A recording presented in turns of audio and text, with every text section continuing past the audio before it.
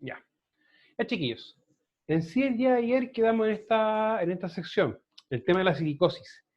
La silicosis en sí no mata, pero la enfermedad y complicaciones que produce en la persona sí. ¿Ya? Hay que recordar que la silicosis es una enfermedad que afecta a los pulmones, ¿ya? Permitiendo o eliminando la elasticidad en el fondo de los bronquios o los bronquiolos, o en ese saquito que tiene el pulmón. Y en vez de estar haciendo este ejercicio, empieza a ser un ejercicio cada vez más limitante.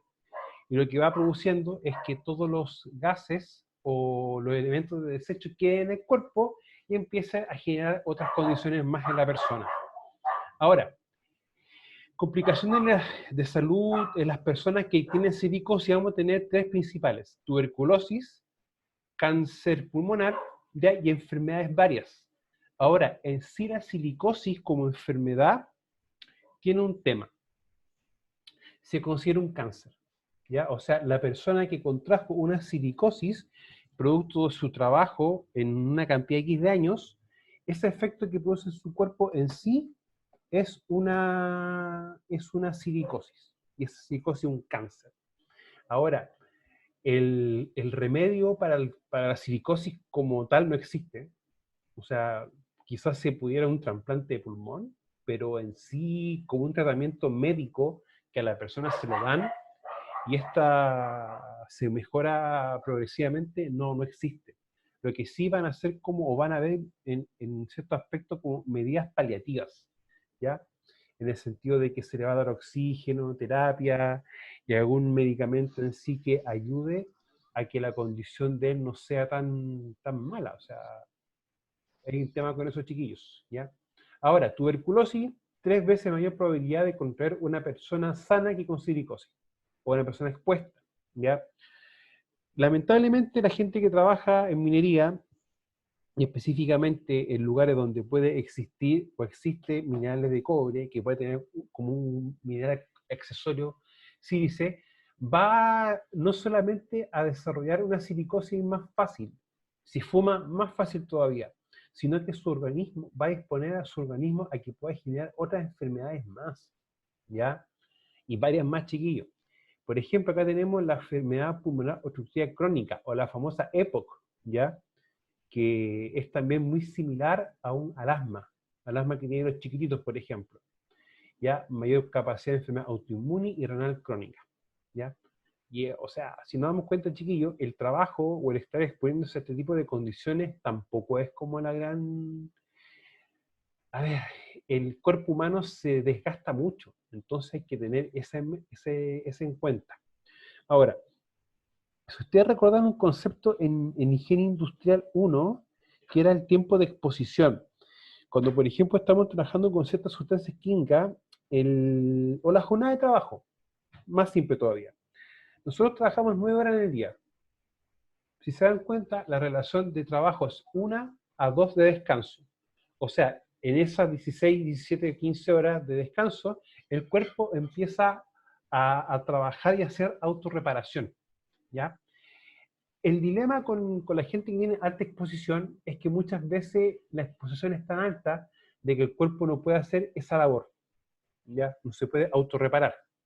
Ahora, el órgano del cuerpo que se ve mayormente afectado es el pulmón, ¿ya? Ahora, tenemos las vías nasales y la laringe. Recuerden, chiquillos, que esta parte de acá siempre se va a considerar la vía respiratoria superior. Ahora, esta empieza a bajar y vamos a tener la tráquea, que es la sección de acá. Vamos a tener el bronquio y el bronquiolo. O sea, el bronquio pasa a ser esta estructura y el bronquiolo esta ramificación chiquitita. Ahora, en sí a nosotros que nos importa es el alveolo, que el alveolo está en la terminación del bronquiolo, o sea, es como la ramita.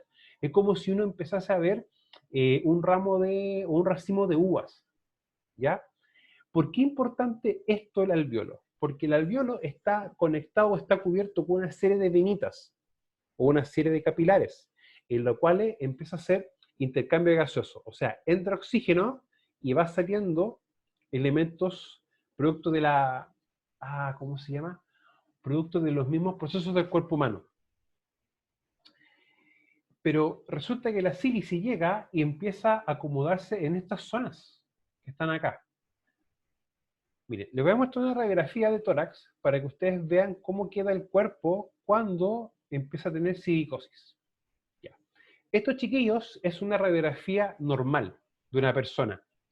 Las secciones blancas son contraste. En español son elementos duros, como huesos. ¿Ya? Y lo que está negro son órgano tejido blando, el cual no puede ser detectado o no se puede ver bien por una radiografía. Por eso es que muchas veces para ver un órgano blando, como un músculo, un tendón, o una sección del estómago, o los mismos pulmones y el corazón, se trabaja o con una ecotomografía o ya con un escáner. Ahora, si ustedes se dan cuenta, esta sección, que equivale prácticamente a la parte media de un pulmón, está en color blanco. O sea, para que esté en color blanco, esto tiene que estar duro. O sea, ya estamos hablando de un tema de un contraste. Ahora bien, si ustedes empiezan a ver esta imagen, una imagen teórica de un pulmón, si se dan cuenta, en esta sección que empieza a hacer el ingreso del oxígeno, es la primera sección en la cual se empieza a solidificar el pulmón. ¿Ya? Un ejemplo es si nosotros, por ejemplo, para la redundancia, tomásemos una esponja, y a esa esponja nosotros le empezáramos a echar cemento, en pequeñas cantidades, todos los días, hasta que un periodo de tiempo la esponja de ser algo blando va a empezar a ser algo duro y rígido. Es muy similar a esto, pero con la diferencia que esto no se produce de un día para otro. En el caso chileno, recordemos que puede ser perfectamente por una exposición crónica, de 10 a 20 años. ¿Ya? Ahora, claro, tiene lógica que la radiografía empiece a mostrar esta zona que están acá. O sea, la persona respira entre el aire, ya con contenido de sílice, y esta se empieza a alojar y a quedar en estas zonas de acá. ¿Ya? O sea, si nos empezamos a dar cuenta, chiquillos, los efectos en el cuerpo son bastante complejos. A mí me tocó, como yo les comenté el día de ayer, yo conozco y he conocido personas con silicosis, algunas también no están vivas. Y hay un tema impresionante. Cuando ya desarrollan la enfermedad de una, en vez de estar rectos o parados, se empiezan a girar y empieza a disminuir su volumen. ¿Ya? Y una persona que, por ejemplo, puede tener 50 años de edad, físicamente puede aparentar 70 u 80 años. Entonces, de verdad, chiquillos, los efectos son bastante complejos. Ahora, esta radiografía de tórax, si usted se da cuenta, es que la que corresponde a un fumador. O sea, si ustedes miran esto versus con la de silicoso, no hay diferencias, sí, ¿ya? Pero esta persona estaba fumando 3 cajetillas diarias por un periodo de 30 a 40 años. O sea, para que tengamos un efecto así. Ahora, muchas veces me han preguntado, ¿y qué sucede con las personas que sueldan o hacen trabajos de soldadura? Ya, cuando uno entra a trabajar, siempre, o es tu primera, es como el ingreso primario en una empresa, te hacen un examen preocupacional. Y cuando tú estás trabajando, te hacen un examen ocupacional. Y a los soldadores también le hacen ese examen. Y uno se pregunta por qué, si el viejo no está expuesto a sílice, pero está expuesto a un agente, humos metálicos. Cuando están expuestos a humos metálicos, hay una diferencia en la radiografía. Se perciben manchas en la sección de acá abajo del pulmón, porque en el fondo está ingiriendo polvo con un contenido de hierro. Por lo tanto, eso como es muy pesado, empieza a precipitar. Bueno, en el fondo empieza ya a decantar en la zona inferior de acá. ¿Ya? Ahora, una persona que fuma va a tener mayor probabilidad, de hecho un 60% más de probabilidad, de que en 10, 15 o 20 años sus pulmones estén de esta forma. Si está trabajando en minería.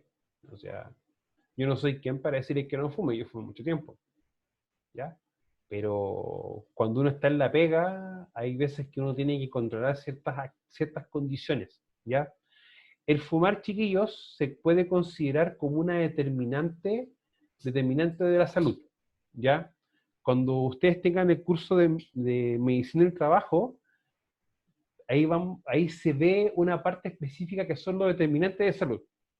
Y en el fondo, el tener obesidad, problemas de colesterol, hipertensión, diabetes, alcoholismo y fumar son determinantes que pueden ayudar o favorecer la generación de alguna enfermedad en las personas.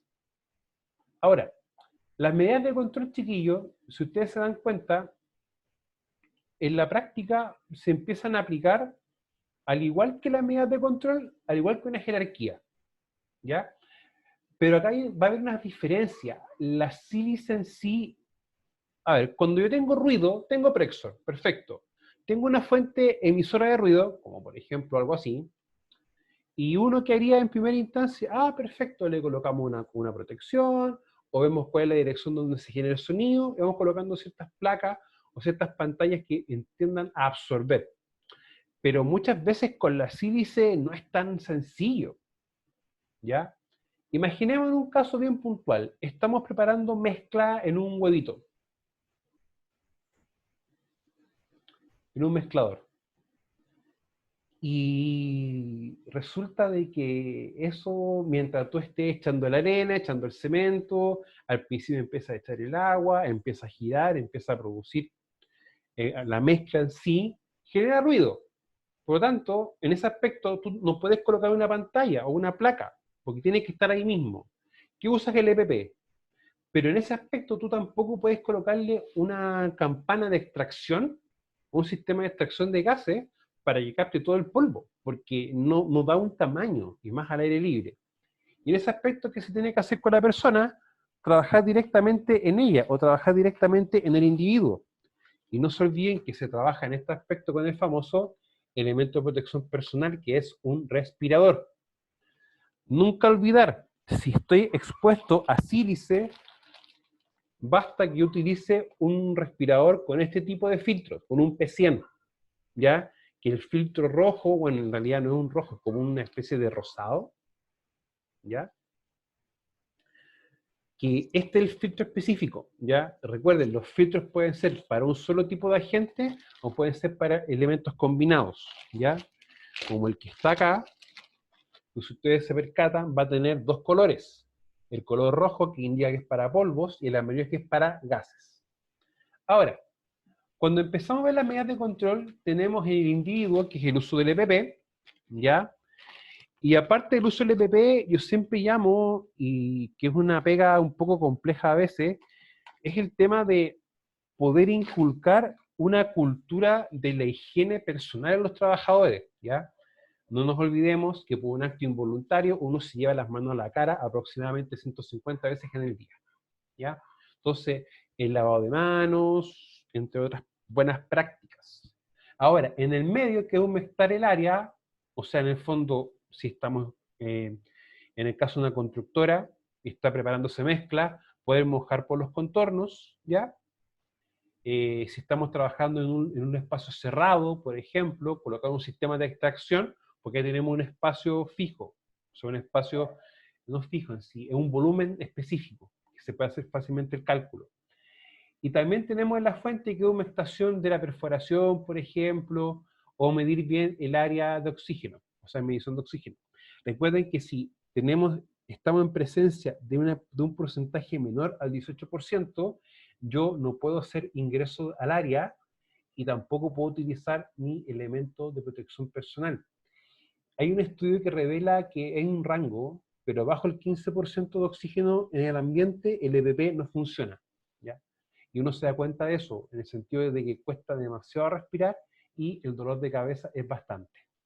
Ahora, vamos a tener controles técnicos ingenieriles, ya que son, si utilizamos y nos recordamos de la jerarquía de controles, que en la base tengo los controles de ingeniería, administración y elementos de protección personal, que van a ser los que nosotros utilizamos en mayor forma. Ahora, control técnico ingenieriles es humectación y extracción forzada de aire. En ingeniería industrial muchas veces uno habla del concepto ventilación, y la ventilación muchas veces lo toman como que, coloquemos un ventilador, y listo. No, un ventilador en un espacio cerrado no es nada más ni nada menos que un recirculador de aire.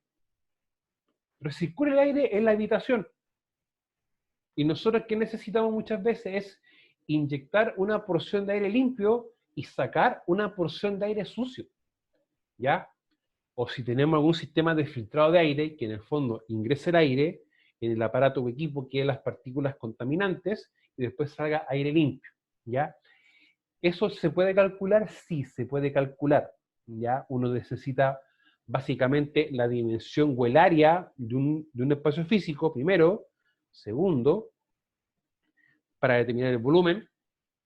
Tercero, ver bien con qué se está trabajando. Y cuarto, en base a eso, diseñar cuánto aire inyectar y cuánto aire sacar, para estar trabajando con un sistema continuo. Ahora, extracción forzada de aire, como los sistemas que tenemos acá, básicamente, que son equipos o sistemas que permiten captar el polvo en forma localizada. O sea, si estamos generando polvo en esta sección, colocar un equipo que permita que el polvo se capte directamente, ¿ya? A ver, un ejemplo bien sencillo, y no se rían por el ejemplo.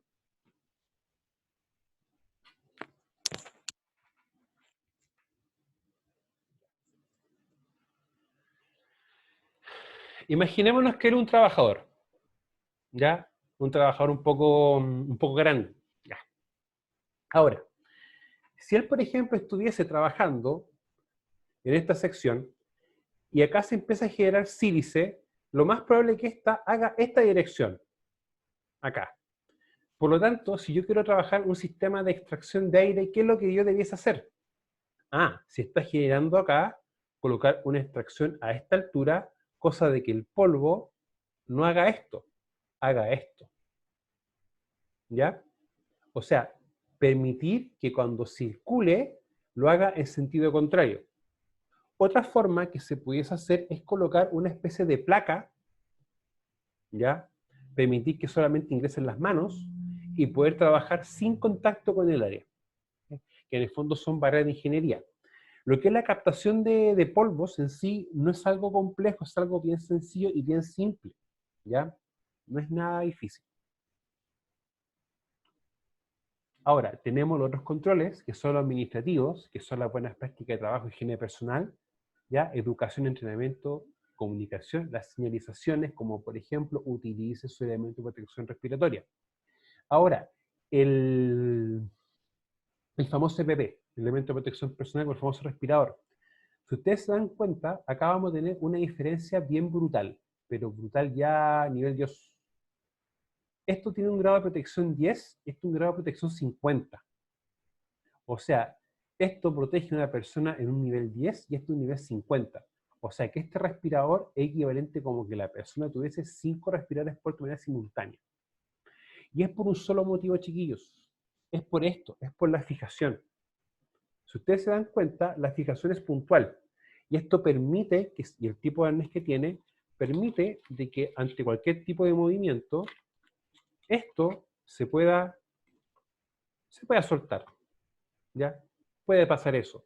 En cambio, este tipo de sistema permite que la cabeza quede prácticamente la máscara confinada.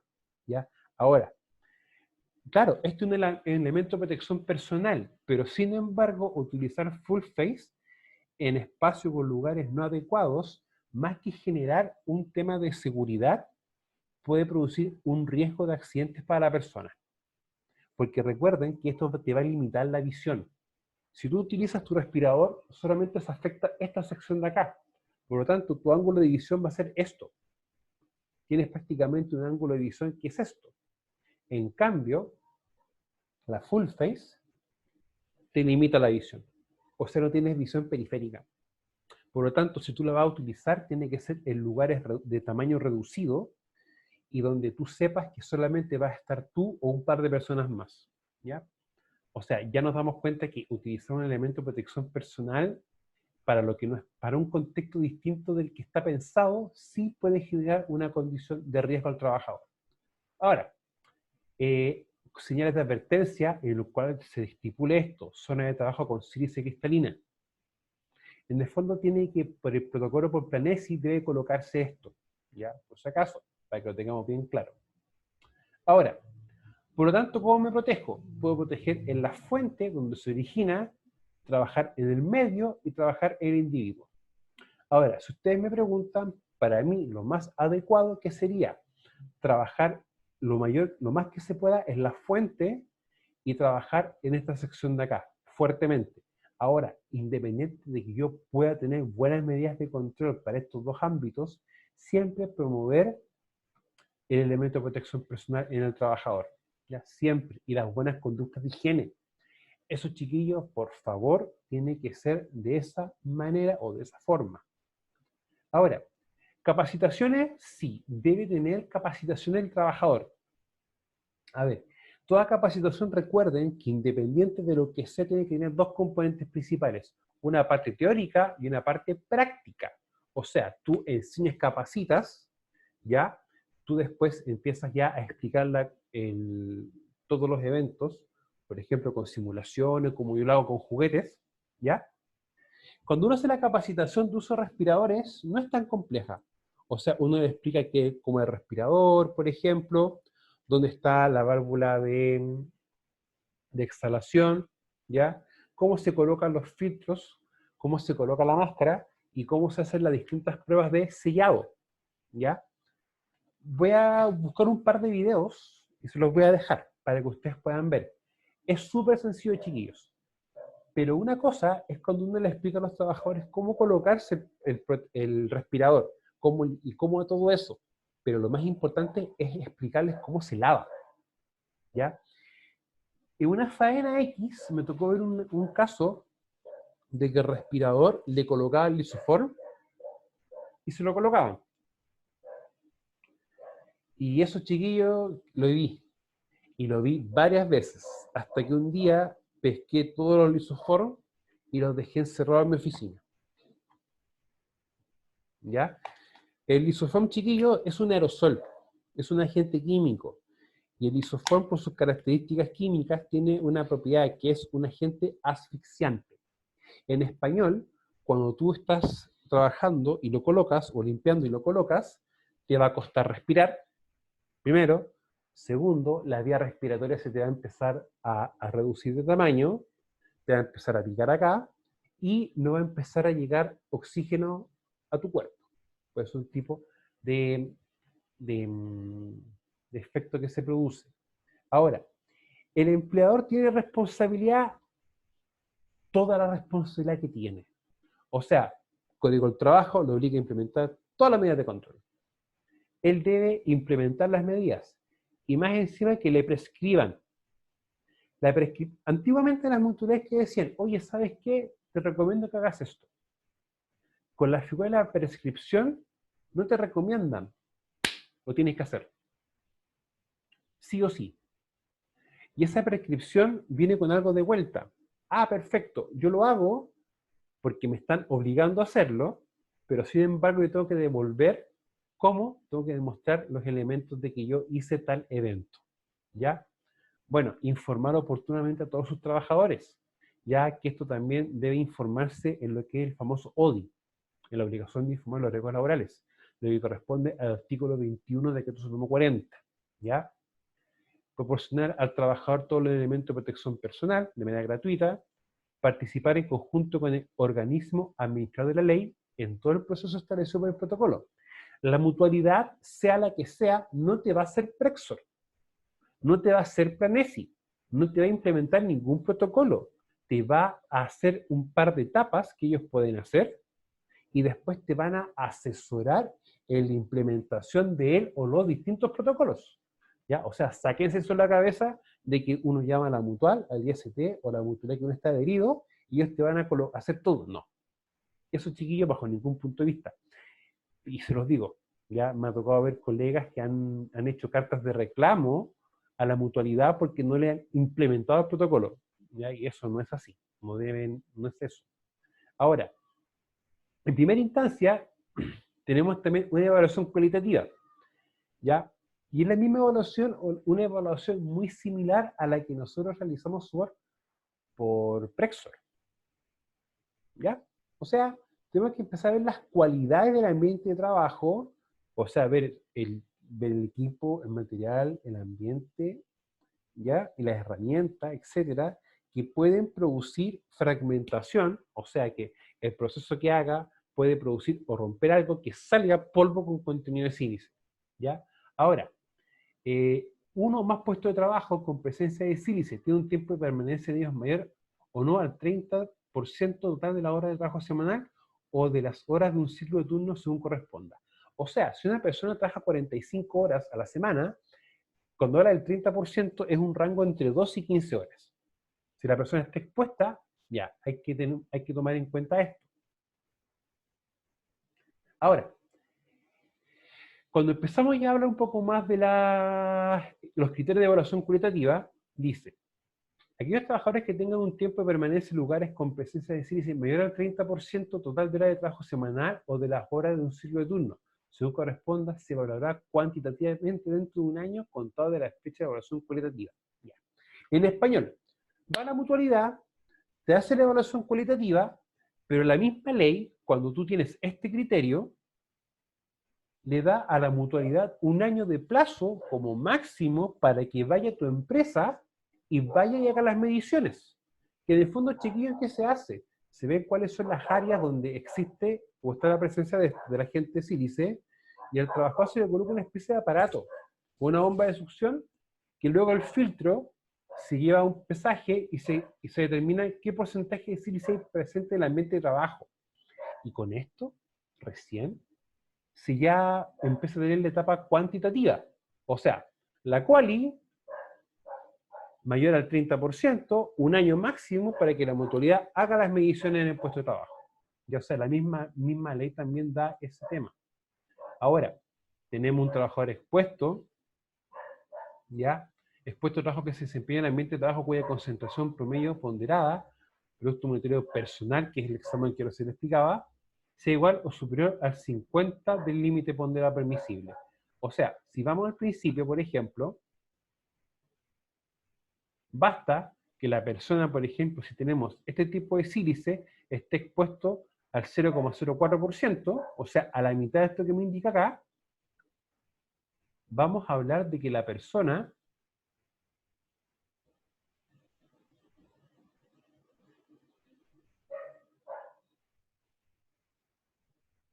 perdón, chiquillos, vamos a hablar de que la persona en sí ya tiene una exposición, es un trabajador expuesto a sílice, ¿ya?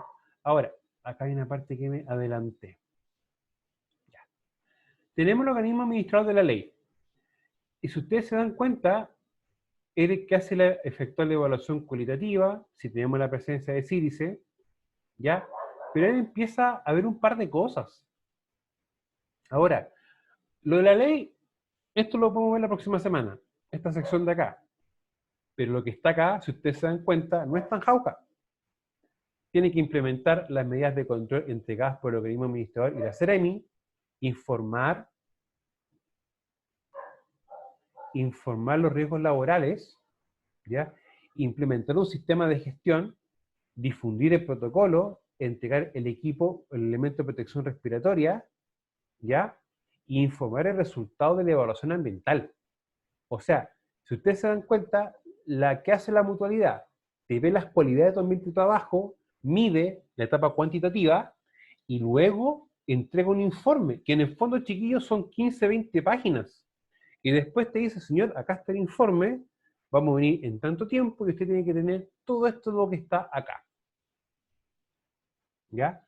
¿Por qué la mutualidad hace la etapa cuantitativa, la de medición? Ya, primero que todo, recordemos que por tema de la ley de accidentes de trabajo y enfermedades profesionales, la mutualidad tiene que prestar asesoría técnica. Estos equipos no son baratos, son caros y tienen una metodología de trabajo. En virtud de aquello que hace la mutualidad, da cumplimiento a la ley. Ahora, tiene que también asesorar. Y la mutualidad te va a asesorar en hacer esto. ¿Ya? Ya, chiquillos, vamos a dejarlo hasta esta sección de acá.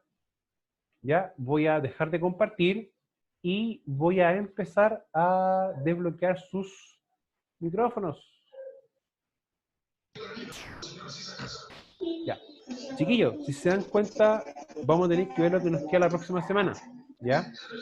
Y también tenemos que empezar a trabajar con lo que es Planesiency. que ahora vimos algunas secciones, no lo vimos todo completo. Si ustedes se dan cuenta, chiquillos, es bastante información, no es poca, ¿ya? Por lo tanto, si van teniendo dudas, por favor, háganlas, revísenlas. Me las pueden hacer ahora. Si no quieren hacer o les da vergüenza, me las pueden enviar por Moodle, por el chat de Moodle o por correo.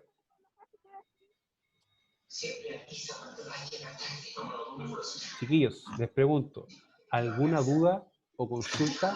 ¿Algo que no se Profe, yo entendió? tengo una. Romina, ¿cómo está usted? Bien. El polvo que produce el fierro, ¿ese igual se cuenta como sílice o es metal No, pesado y no? no. Lo que pasa es que, no sé, a ver, no va a contar como sílice. Sin embargo, es un agente neumocliniótico o neumocliniósico, ya que en el fondo va a producir una afectación a los pulmones, ¿ya? Pero hay que tener bastante cuidado, porque en el fondo el polvo de hierro, mira, va a depender, es que el hierro va a depender de varios factores el polvo en sí. A veces es tan pesado que muchas veces el trabajador ni siquiera alcanza a respirar, sino que queda en las superficies.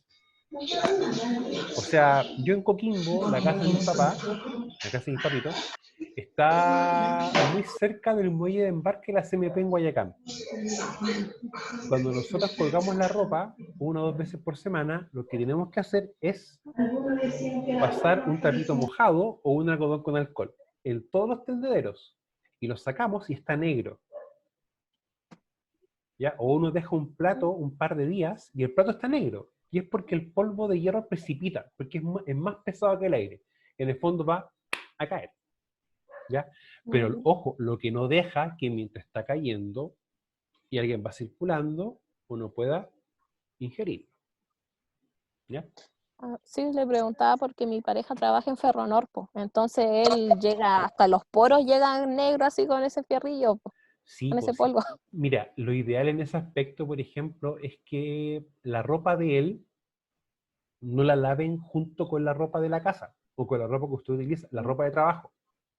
¿Ya? O sea, cuando uno trabaja, por ejemplo, con sílice, trabaja, en general la ropa de trabajo, pero yo, por ejemplo, cuando trabajaba en fundición, la ropa del turno, yo la dejaba en un bol con agua y con bicarbonato. Eso lo dejaba remojando un par de horas o una noche entera. Esa agua la botaba, lo enjuagaba y recién lo lavaba en la lavadora. ¿Ya? O sea, es porque realmente son elementos bien dañinos para la salud. O sea, imagínate, en ese caso, si en mi caso hubiera habido un chiquitito de meses, un año, que la ropa igual se lava en la lavadora, entonces él pudiese perfectamente haber desarrollado alguna dermatitis o una afección a la piel producto de este tipo de elemento que está en la lavadora. ¿Ya? Ya. Ya, o sea, y esa es siempre recomendación. Y por ejemplo, el tema también de los jabones, un jabón de pH neutro, por ejemplo. Y como es un polvo muy abrasivo, lo que uno también recomienda después de ducharse es utilizar crema. Un aceite emulsionado, porque es como una especie de pasta cuando uno llega de la pega y está pegado. Entonces eso cuesta que salga. Entonces, utiliza lo más probable que un jabón bien fuerte se tiene que refregar para que pueda salir. Así que esas son como las recomendaciones. Chiquillos, ¿alguna otra cosa más? Sí, profesor, Nicole. es que no me quedó muy claro. Usted recién dijo que la Mutual ¿Mm? no implementaban, o sea, el protocolo Ya, de vamos, Prexo-Planesi. vamos a empezar, mira.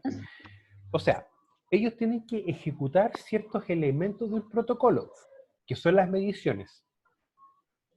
¿Ya? La ley obliga a que la mutualidad, como tu organismo que administra la ley para ti como empresa, ellos deben hacer ciertas tareas. Y en este caso es trabajar junto a la empresa para hacer la etapa cualitativa, hacer las mediciones, y luego la mutual, aparte de ayudar a hacer la cualitativa, hacer las mediciones, genera un informe. Y ese informe del protocolo que sea va con copia a la empresa y a la Seremía de Salud.